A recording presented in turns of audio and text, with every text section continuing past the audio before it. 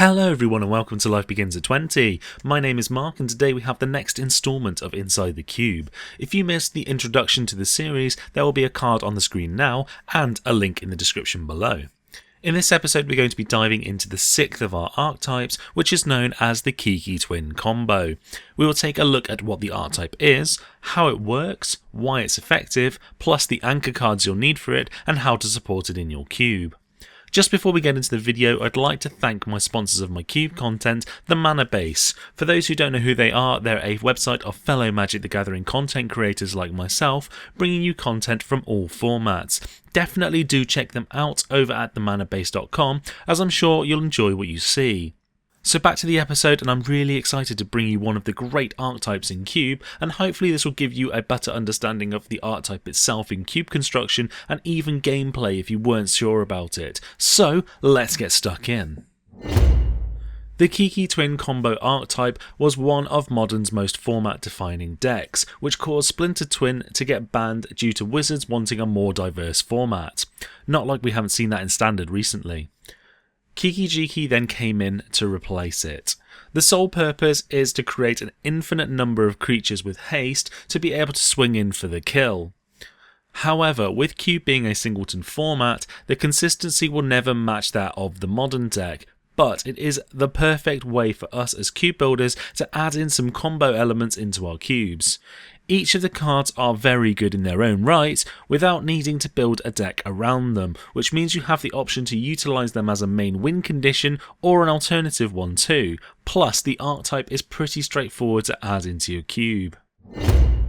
While the Kiki Twin Combo Archetype sits mainly as a combo deck type, as you'll just want to get your pieces as soon as possible without caring what your opponent is doing and combo off for the win, you can happily play this in a control shell too, protecting yourself with counters and burn while utilising draw spells to find your pieces. It's completely down to you how you'd like to draft this. There is a slight difference in the way the combo works if you're using Kiki or Splinter Twin, which is purely down to the card type. For Splinter Twin, you need to make sure that the creature you're going to place the enchantment on to go infinite with has an untap ability so that the original creature can continue to be untapped and tapped again and again to make more and more bodies. So prime examples for this would be Zealous Conscripts, Deceiver Exarch and Pestamite. As for Kiki, both untap abilities and flicker abilities as enter the battlefield triggers will help you go infinite. This is purely down to the fact that this is a creature and not an enchantment, which would be removed when the attached creature is blinked.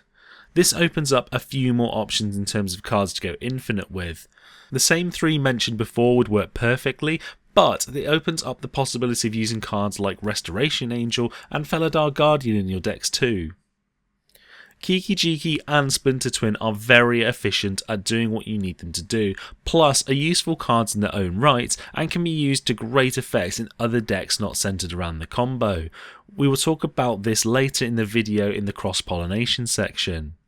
As you can tell from these cards, the primary colours you'll need for this archetype are blue and red, as these are the ones with access to all the main spells you'll need to achieve the combo, while white, black and green are supporting colours for this archetype as they have access to more creatures to be able to produce the combo, plus tutors to help find your combo pieces. For these cards, I'll be talking about unpowered and powered cubes for the anchor cards, but we'll give a larger list of supporting cards that will give options to peasant and pauper cubes too.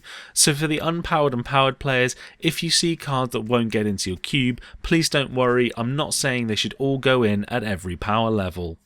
Like I mentioned a moment ago, the primary colours you'll need for the Kiki Twin archetype are red and blue, as these are the colours with access to all of the spells and creatures you will need to support it. For the supporting colours, you'll need white, black and green. As for the main anchor cards to this archetype, we have a couple cards that do the job well for us. First up, we have Restoration Angel, which being a 3/4 flying body with flash is really good by herself, especially when it comes to combat, but taking into account the extra trickery and value generated from the flicker ability it has when it enters the battlefield makes it a truly great card for Cube. Plus, the evasion makes sure that she's useful at any point in the game. In regards to this archetype, it's the flickering ability that pushes it above most others for Kiki, as she can't go infinite with Splinter Twin, but having infinite 3/4 flyers is incredible. Zealous Conscripts is our other anchor card, and it holds up just as well without the combo available. Being able to swing in the turn it comes out, plus stealing any permanent your opponent has without hexproof can be a really exciting play. This can be anything from a big game-ending creature, a planeswalker ready to ultimate, or an artifact you'll be able to use to ramp with, for example. Really fun card that can provide a huge tempo swing. In terms of the Kiki Twin Combo, this card allows you to untap any target permanent, so both Kiki and Splinter Twin will be able to go infinite with it. As for the supporting cards for this archetype, there are plenty to choose from. For the main enablers, we have Kiki and Splinter Twin. As mentioned earlier in the video, these are the cards you'll look to utilise to get your combo off. Unlike Splinter Twin, Kiki works well with more of the cards mentioned, including Restoration Angel, whereas Splinter Twin you'll need a creature that untaps to go infinite. For the other half of the combo pieces, we have the likes of Pestamite, Deceiver Exarch, Village Bellringer, Sky Hussar, Sparring Mummy, Bounding Krasis, Wisweaver Angel and Felidar Guardian, who only work for Kiki, and then Midnight Guard, which only works with Splinter Twin. The only support card which isn't used directly for the combo that has a real use here is Imperial Recruiter. This guy can single-handedly find most of your combo pieces that you'll need.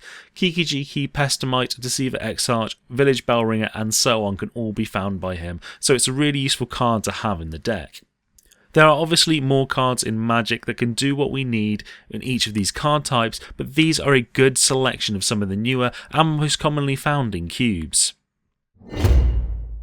As you may have already guessed, this archetype cross-pollinates well with other archetypes looking for similar cards. First of all, we have the Blink archetype where Kiki and Splinter Twin are perfect ways to generate and enter the battlefield trigger every turn, plus other cards like Zealous Conscript, Restoration Angel and Pestamite have useful enter the battlefield triggers themselves. Next up we have the Time Vault combo archetype. If you wanted to add more combo pieces into your cube, Pestamite and Deceiver Exarch would fit into this archetype as well, being able to untap Time Vault and have unlimited turns. I'm personally not a fan of having too many combo archetypes inside my cube, but that is completely up to you.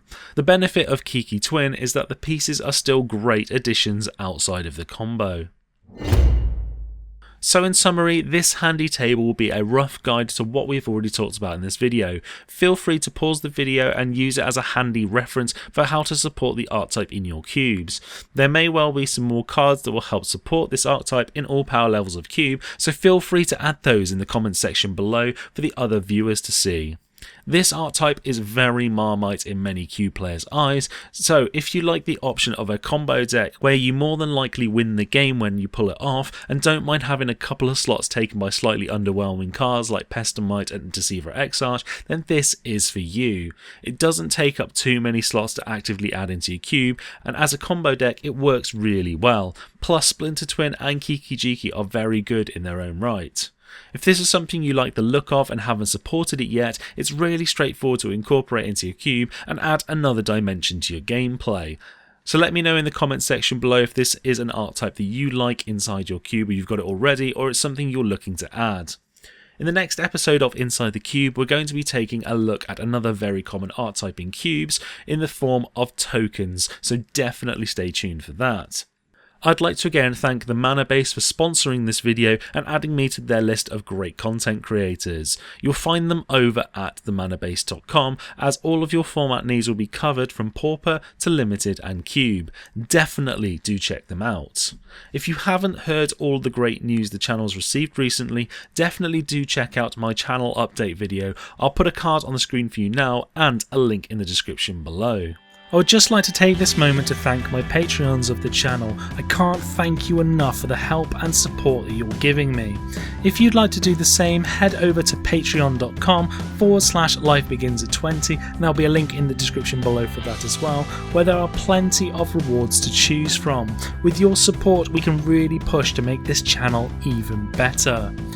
If you enjoyed the video, hit that like button, share it, and hit that subscribe button if you haven't already for new videos every Tuesday and Friday.